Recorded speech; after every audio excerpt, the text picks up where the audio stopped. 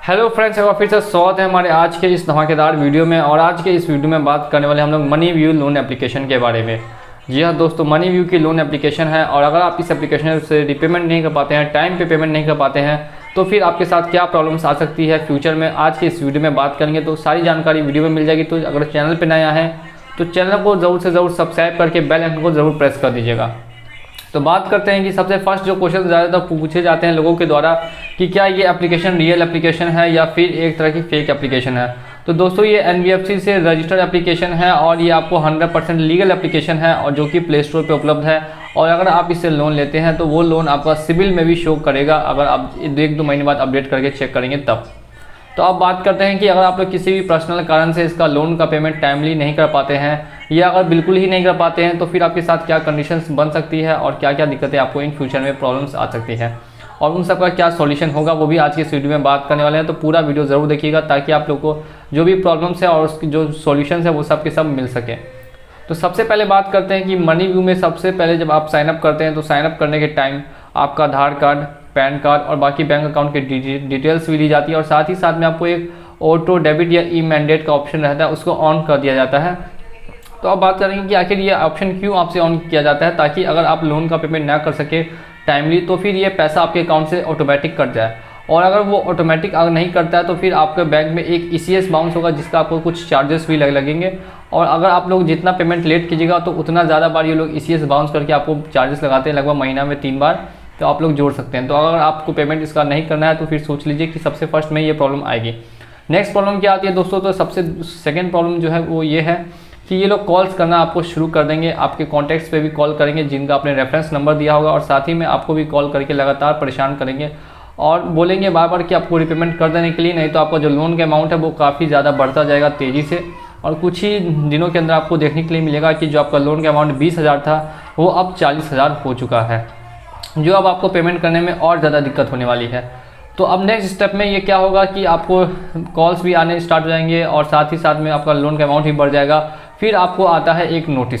जी हाँ दोस्तों, बहुत ही लोग इससे घबराते हैं कि क्या ये रियल नोटिस है या फेक नोटिस है। दोस्तों, सबसे शुरू में नोटिस भेजा जाता है तो वो एक तरह का दोस्तों एप्लीकेशन की तरफ से आपको रिमाइंडर भेजा जाता है कि अगर आपने अपना पेमेंट नहीं किया तो आपके ऊपर कार्रवाई की जा सकती है, या ऐसा कुछ भेजा जाता है। लेकिन इंडिया में क्या रूल है क्या आपको पता होना चाहिए। तो सबसे पहले मैं बता देता हूँ कि अगर आपके पास पैसा नहीं है, इन कंडीशन अगर पैसा नहीं है, मैं तब की बात कर रहा हूँ, अगर आपके पास पैसा है तो आप लोग को ज़रूर लोन का पेमेंट कर देना चाहिए। और इन कंडीशन में बिल्कुल भी नहीं है, कुछ रीज़न है इसके पीछे। तो अगर आप लोग पर्सनल लोन का पेमेंट इंडिया के अंदर में नहीं करते हैं तो फिर आपके ऊपर कोई भी केस या जेल आपको नहीं जाना होगा। इसकी 100% यहाँ पे आप जाके गूगल पे भी सर्च कर सकते हैं, वैसा ही कुछ लिखे आएगा कि ऐसा रूल है कि अगर आप पेमेंट नहीं कर पाते हैं तो फिर आपको जेल वगैरह नहीं जाना होगा और साथ में ना ही आप कोई लीगल कार्रवाई हो सकती है अगर आपका रीज़न सही है और आपके पास पैसा नहीं है तो, क्योंकि ये एक तरह का पर्सनल लोन है। इसी की जगह अगर ये कोई मॉर्गेज लोन होता यानी होम लोन होता तो फिर वो प्रॉपर्टी आपकी जब्त हो जाती। तो ये डिफरेंस है आपको सिक्योर लोन में और अनसिक्योर लोन में। तो यहाँ पर आपका सिबिल स्कोर काफ़ी ज़्यादा डैमेज कर दिया जाएगा, जितना ज़्यादा लेट कीजिएगा उतना ज़्यादा सिबिल स्कोर आपका डैमेज होता ही रहेगा। और एक बार जब सिबिल स्कोर लो हो जाएगा तो फिर इन फ्यूचर में आपको मेडिकल लोन या पर्सनल लोन कहीं से भी 1 रुपये भी दोस्तों नहीं मिलने वाला, ये बात आपको पता होना चाहिए। और साथ ही में अगर आपकी एज कम है तो अगर आप इन फ्यूचर में कहीं जॉब के लिए जाएंगे तो वहाँ भी आपको कुछ भी नहीं मिलने वाला, जॉब वगैरह भी नहीं मिलेगी, क्योंकि वहाँ पे भी आपको सिबिल स्कोर सबसे पहले चेक करते हैं। तो सिबिल स्कोर जो है बहुत ज़्यादा इंपॉर्टेंट होता है किसी भी आदमी के लिए। तो इसलिए आपको कोशिश कीजिए कि अगर लोन लेते हैं तो उसका टाइमली पेमेंट कर दीजिए। और मैंने बता दिया कि ये 3 प्रॉब्लम्स है। फिर चौथा जो प्रॉब्लम फेस करना पड़ेगा वो ये होगा कि आपके घर पर दोस्तों एजेंट आते हैं। तो एजेंट के बारे में क्या सच्चाई है, तो एजेंट लोग को आपका जो भी कॉन्टैक्ट डिटेल है और बाकी आपका जो भी नंबर है वो दे दिया जाता है ताकि वो आपके घर पे जाके कलेक्शन करके आ सके और इसके बदले में उनको कुछ बोनस दिया जाता है। तो वो लोग अपने से नहीं आते हैं, उन लोग को वहाँ से भेजा जाता है कि आप लोग जाइए और जाके उनसे पैसा लेके आइए, इसके बदले में आपको कुछ बोनस दिया जाएगा। तो वो लोग बोनस लेने के लिए आपके घर पे आ जाते हैं, लेकिन आपको डरने की ज़रूरत नहीं है। वो एजेंट वगैरह भी अगर आते हैं तो आपसे ज़बरदस्ती नहीं कर सकते, सिर्फ और सिर्फ आपको कह सकते हैं और रिमाइंडर दे सकते हैं कि जो आपका लोन है उसका पेमेंट टाइमली आप कर दीजिए, तो ज़्यादा बेहतर होगा, नहीं तो फिर आपके ऊपर कार्रवाई की जा सकती है।